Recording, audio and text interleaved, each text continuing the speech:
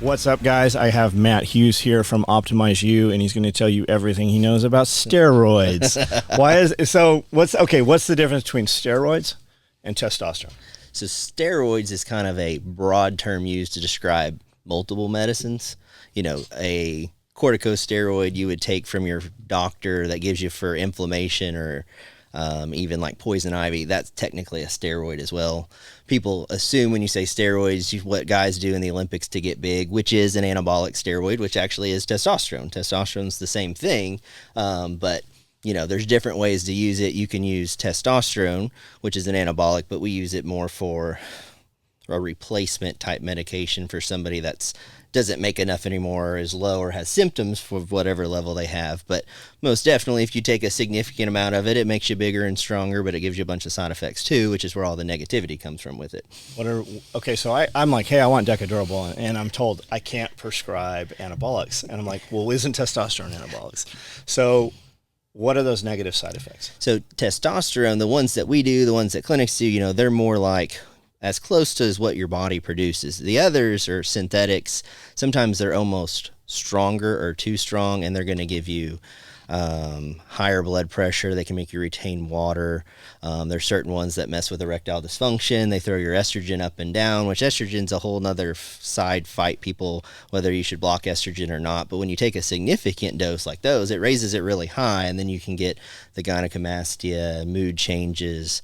Those are the big ones. But you want to retain a little bit of it for prostate health? Absolutely, yeah. For our patients, we like their estrogen to go up. We like it's the estradiol level technically on the labs. That's good it can help decrease your cholesterol. It can help with bone health. Alzheimer's disease decreases. So if you're blocking that, you're getting rid of all those good things. So some clinics still, they give you testosterone. They give you an anastrozole, which is an estrogen blocker. We don't do that unless you can tell us what your symptoms are. If you're like, hey man, I feel bad, I have XYZ, okay, maybe that person's estradiol is bothering them. And that happens every now and then, but it's not very common. How long does it usually take to get a person dialed in, like to be optimized? Like, what are we looking at? A lot of men, honestly, you recheck their labs in 6 weeks. A lot of them are happy right then. There are some that you adjust a little bit, maybe do 2 shots a week versus 3 shots a week. Maybe someone hates the cream and they're like, I can't put this on right. So it takes them more like 2 or 3 visits. So that could be like 6 months. But most people are very surprising how their first visit, they're happy. Can you get the same effects from the cream that you can from the shots? We do, yeah. So the creams historically have always been thought as bad, and they probably were. Anything with the gel is not as helpful. The gels, you can only put them on in certain places, so they burn. The percentages weren't very high. A lot of them were like 8 and 9%. The ones we do are 20%, 25% for men, and they put it on twice a day. So then you're getting a really good consistent level, and you could even argue that your level is consistently higher every day with the cream versus the peaks and troughs of a shot, which people do fine with shots, but sometimes, the cream works for them better. Or divide the shots into smaller doses more frequently. Yep. And then do you start your patients off typically like belly fat for injections? Typically the back, the flank fat, as much as they can. Yeah, the oil absorbs better there. Some people get away with it in their belly, but if they start getting little knots, then we switch to the flank there. So you really don't see any more horse needles and IM and glutes, and people still do that. We use subcutaneous. We think it works better in general, but just alone the patient compliance is far better. And then again, if you're somebody that will do more shots a week and you want to do 3 shots a week, it's much easier to do that than an IM shot. You can get scar tissue development, but they work. It's just we prefer the sub-Q. So how high can we take a testosterone level? So there are obviously reference ranges. The reference ranges are given to you on an average of humans, not necessarily healthy humans. Right. So you can most certainly go above those reference ranges. If a person is sitting, fairly high on the range and they're sitting there and telling you they still have low T symptoms, we will push that dose until we get those symptoms to go away, as long as they don't develop high blood pressure. That's the big one. We don't want to see high blood pressure. But, all of a sudden you don't want to get into that, what I just kind of talked bad about is people in the gym doing too much. But we will raise that dose based off your symptoms as long as it's safe. What is a high level? The reference range goes to about 900. So 1,000, it cuts off after 1,500. So over 1,500. Now, if you take your shot on a Monday and draw your testosterone on Tuesday, it'll probably be over 1,500, but it's not that the rest of the week. So people would say over 1,500 is probably high. What if it was over at 15 the rest of the week? Depending on the person, that may be perfectly fine. There's a lot of people that do that and have zero issues. Is that 1,500, is that the important number? What's the difference between free test and... So total testosterone is the cumulative amount in the body. It's bound though, and it's funny because it's the number that people know. They walk around like, well, I'm a 600, I'm an 800, or they ask you that. Truly, you could have an 800, 900 of a total testosterone. Your free testosterone may be on the lower end. The free testosterone is what's your bioavailable testosterone. It's actually a perfect word in medicine. It's free. That's what you can get. That's what your body can grab. So that's the number. Actually, in our follow-up panels, that's the only number we draw. Men typically want to know their total, so we'll draw it for them every now and then, but we go off symptoms and then the free testosterone. So if they're saying, hey, I feel bad, and their free testosterone's 25, which is on that higher end, it can go up. We just got to make sure everything else is okay. And that number caps out at 50? It caps out at 50 on the LabCorp scale. Got it. Yep. That, if you're sitting over 50 all the time, I would be interested in seeing the side effects, whether you have high blood pressure.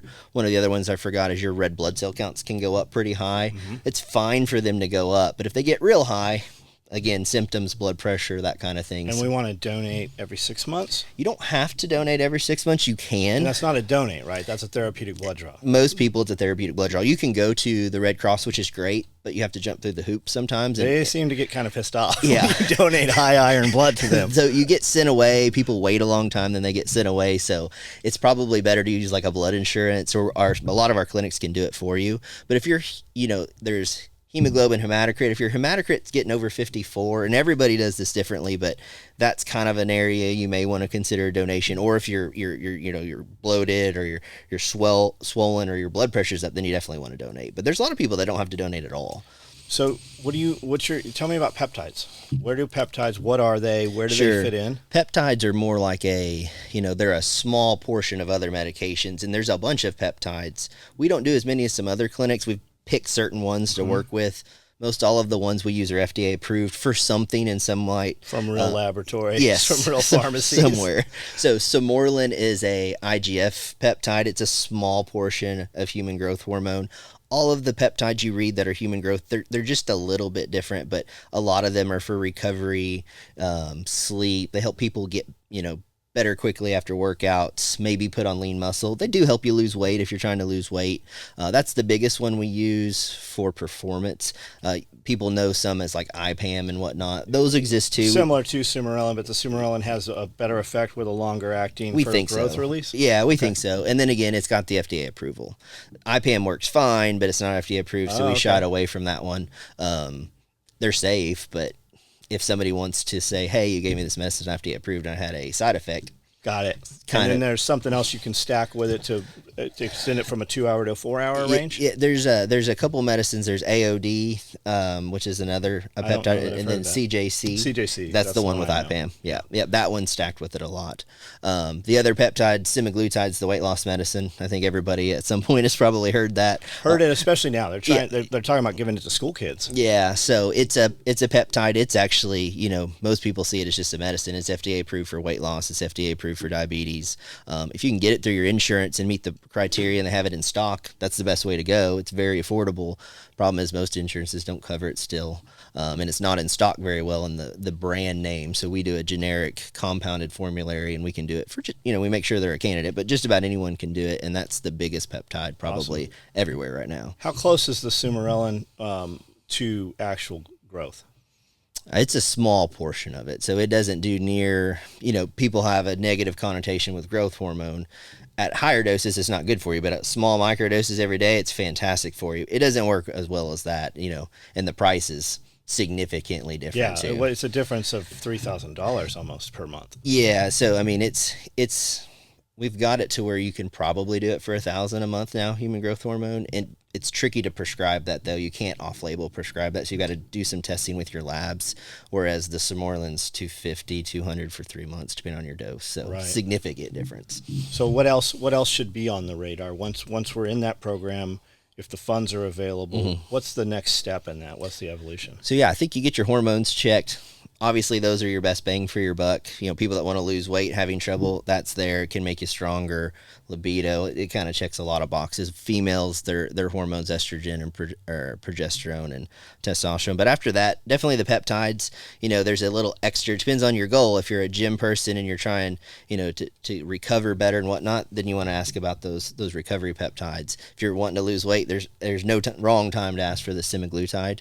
Cialis is another medicine that we use sometimes. You know, everybody knows Cialis is erectile dysfunction, but a small dose of Cialis actually helps with vascularity, helps breathing. Non-stem pre-workout. Yeah, exactly. It's a great pre-workout, and if you want a stem pre-workout, you can take caffeine with it, and then you got both, but you can do one or the other. Some people take niacin with it as well. It's, you know, that can help you lose or help decrease your cholesterol, but it gives you that flush too, a really strong flush. But and then you guys have cryo chambers. Correct. Do you do ice baths? So some of the clinics have cold plunges now. They're just like a little hot tub, but they're cold. There's no ice in it, but they're very cold. Some people prefer that over the cryo. What's nice is sometimes cryo needs maintenance. The cold plunge does not. The cryo looks like it needs a lot of maintenance. When I saw the back end of that thing.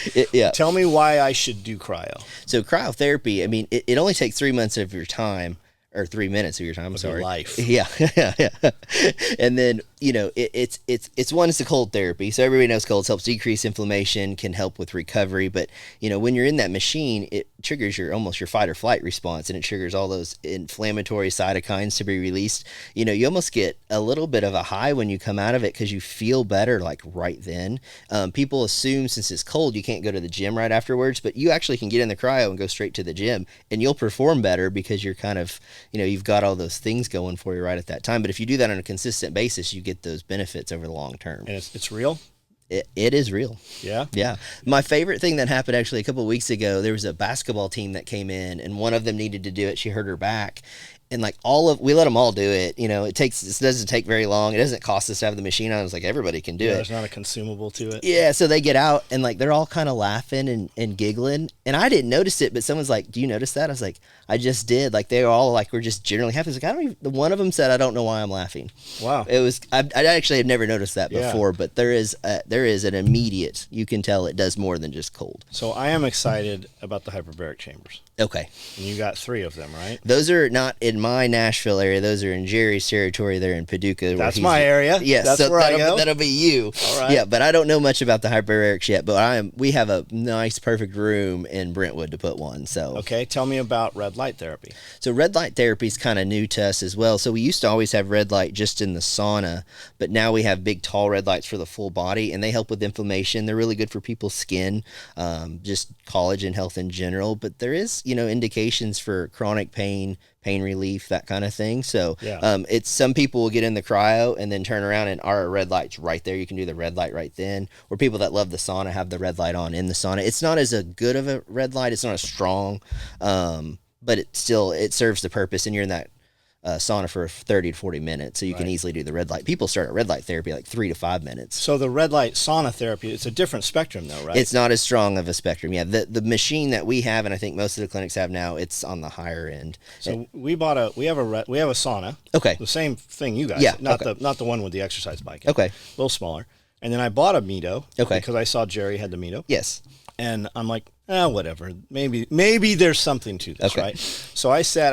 I time it for 10 minutes, and I sat. My knee was hurt, and I sat in front of that thing 3 nights in a row. And then I'm like, try this out, Amanda. This thing's not doing nothing. But then I stopped doing it, and I realized my knee didn't fucking hurt. And then it started hurting. I sat back in front of it. My wrist was hurting. I sit in there. I'm like, whatever. I'm going to sit here and just do emails and try not to look at this thing. Yeah, it's like, bright. It'll blind the fuck out of you. It has to damage your eyes, man. People go, what is that? And you're like, just don't look at it. And Jerry's got one sitting. I'm like, you can't possibly. Like, I close my eyes and it fucking hurts my eyes. Yeah. So anything else that you guys provide? No, I mean, the big thing, you know, hormone therapy, peptides, that's kind of that extra 2%, 3%, unless you're trying to lose weight, then semaglutide. It's hard to, people always ask, should I do semaglutide or should I do hormones? And I said, well, we should check your hormones in your labs, make sure we're not missing something, but then it's kind of up to that person. But if they do semaglutide, a lot of times I'll say is like, if your hormones aren't great, we probably need to start doing that at the end of your, however many months you're going to do to make sure we don't gain this weight back. So I'm going to ask a silly question just because, okay, so people start taking semaglutide. What if they just continue eating? So if you're able to continue eating, your dose is low. Yeah, you're not taking enough. You're not taking enough. I know enough. 2 people You personally cannot. taking it, and I'm like, hey, we just made this badass lunch. He's like, I can't eat anything. No, you won't want it, and if you eat or power through it, you will get nauseous and be sick. Now, I know a girl. I believe you know her. She did about 100 pounds in about a year's period. Looks completely different. Yeah. What happens when she stops taking that? So when you stop taking it, the most commonly people titrate the dose to not being hungry, and then it helps you lose weight as well. The medicine helps you lose weight. So if you just stopped it today and said, I'm done with it, in 2 to 3 weeks, your appetite's back.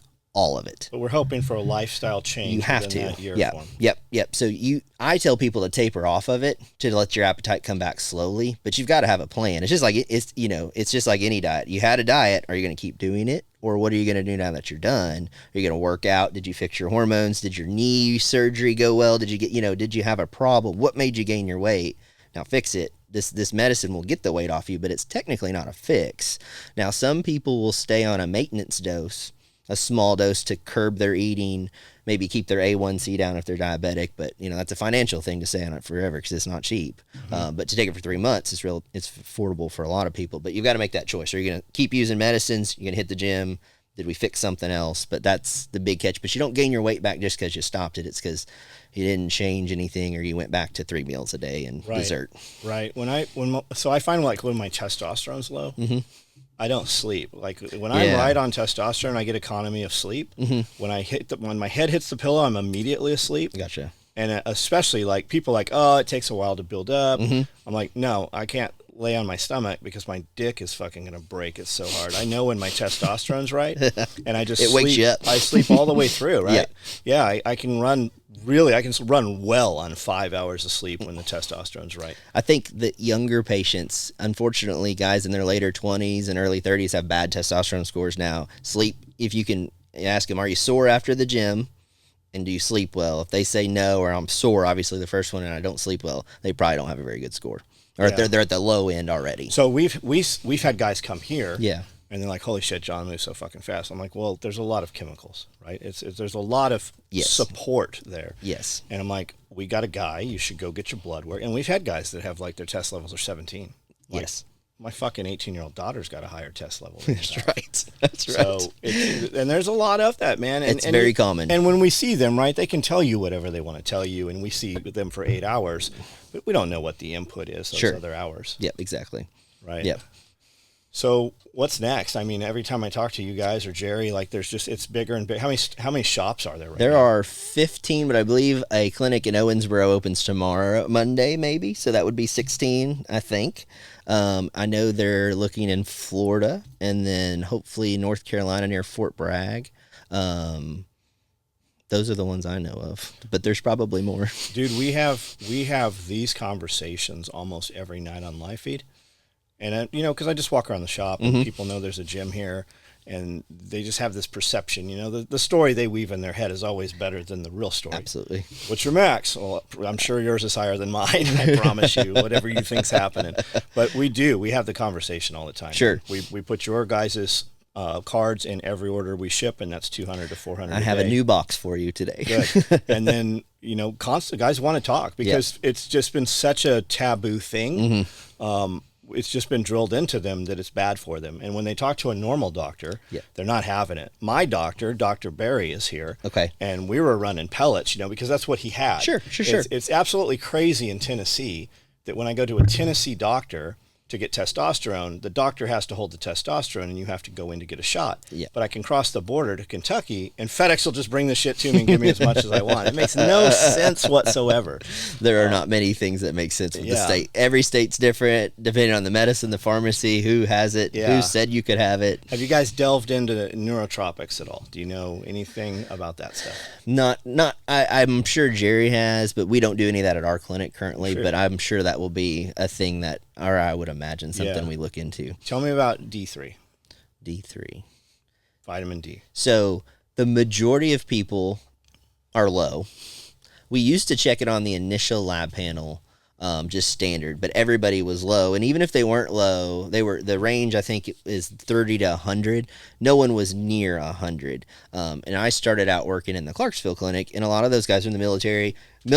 outdoor construction workers, like in the middle of summer. So Yeah. people are like, I get it in the sun. I'm like, no, you don't. No. So most people are sitting around 20, 30, probably lower. If you take 500 IUs of vitamin D, that'll get you up kind of in the middle. But a lot of people, to get to that 80, you got to be on 1,000, 1,500.